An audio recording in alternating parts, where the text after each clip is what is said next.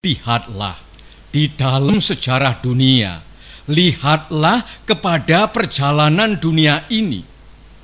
Banyak sekali negara-negara yang merdeka, tetapi bandingkanlah kemerdekaan negara-negara itu satu sama lain. Samakah isinya? Samakah derajatnya negara-negara yang merdeka itu? Jermania merdeka, Saudi Arabia merdeka, Iran merdeka, Tiongkok merdeka, Nippon merdeka, Amerika merdeka, Inggris merdeka, Rusia merdeka, Mesir merdeka. Namanya semuanya merdeka, tetapi bandingkanlah isinya. Di dalam tahun 33 saya menulis satu risalah.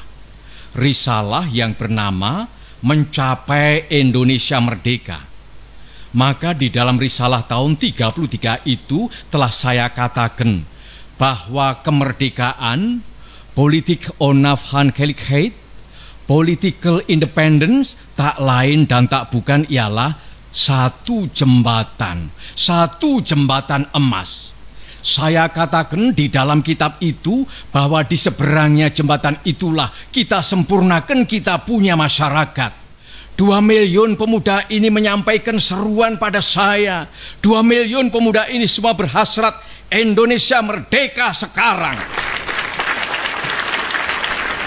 Saudara-saudara, tadi saya berkata ada perbedaan antara Soviet, Rusia, Saudi Arabia, Inggris, Amerika, dan lain-lain tentang isinya.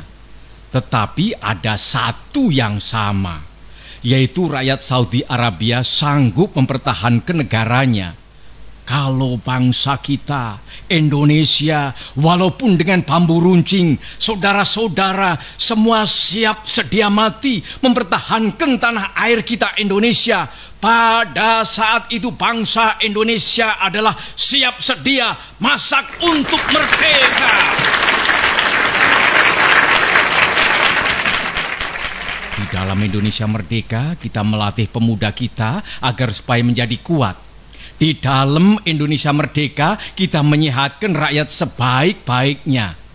Inilah maksud saya dengan perkataan jembatan.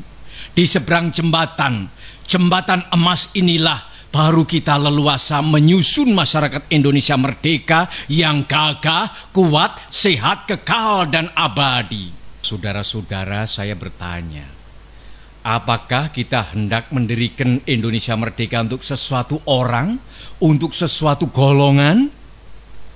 Mendirikan negara Indonesia merdeka yang namanya saja Indonesia merdeka, tetapi sebenarnya hanya untuk mengagungkan satu orang, untuk memberi kekuasaan kepada satu golongan yang kaya, untuk memberi kekuasaan pada satu golongan bangsawan.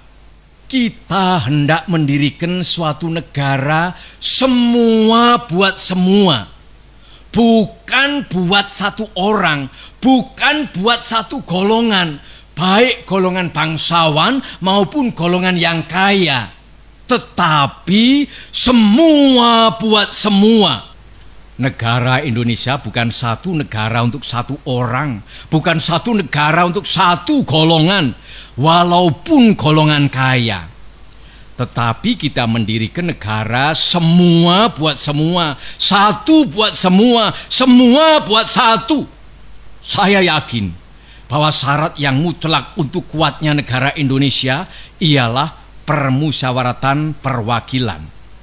Maka prinsip kita harus, apakah kita mau Indonesia merdeka yang kaum kapitalnya merajalela, ataukah yang semua rakyatnya sejahtera, yang semua orang cukup makan, cukup pakaian, hidup dalam kesejahteraan, merasa dipangku oleh Ibu Pertiwi yang cukup memberi sandang pangan kepadanya? Mana yang kita pilih, saudara-saudara? Kalau kita mencari demokrasi, hendaknya bukan demokrasi barat, tetapi permusyawaratan yang memberi hidup, yakni politik ekonomi demokrasi yang mampu mendatangkan kesejahteraan sosial. Prinsip ketuhanan bukan saja bangsa Indonesia bertuhan, Tetapi masing-masing orang Indonesia hendaknya bertuhan. Tuhannya sendiri.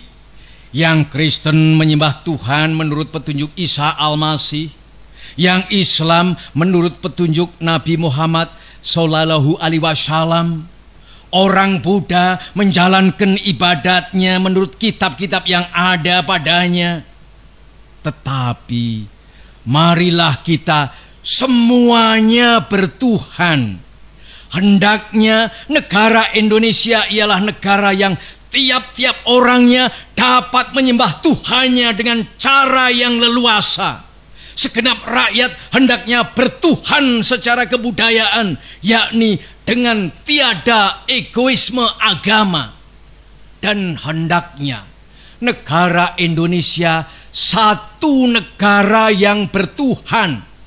Marilah kita amalkan, jalankan agama baik Islam maupun Kristen dengan cara yang berkeadaban.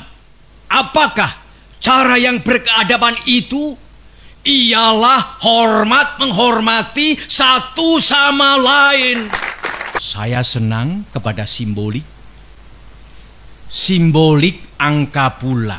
Sekarang banyaknya prinsip kebangsaan, internasionalisme, mufakat, kesejahteraan, dan ketuhanan, 5 pula bilangannya. Namanya bukan Pancadharma, tetapi Pancasila. Sila artinya azas atau dasar. Dan di atas kelima dasar itulah kita mendirikan negara Indonesia kekal dan abadi.